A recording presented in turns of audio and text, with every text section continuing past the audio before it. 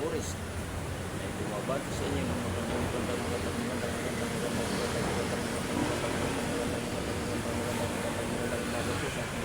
Forest. Ayan.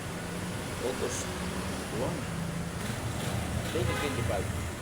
Araw ng Friday. Ayan. Maraming exciting yung araw. Friday. Ayan. Nireksend na naman. Rest day. Ayan ano mga Forest. August 1. Napakaganda yung panahon ng araw. Mahangin. Maganda yung panahon mga Forest. Kaya mag-i-enjoy tayo ngayong Friday. Ngayong weekend. Ay sana hindi yung nalalunas. Yun pa rin ang laging paalala ng mga Forest. Lagi tayo mag-iingat sa ating paglalakbay araw-araw.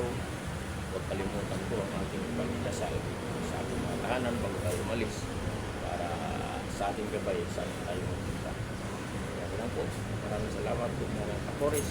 Thank you for watching.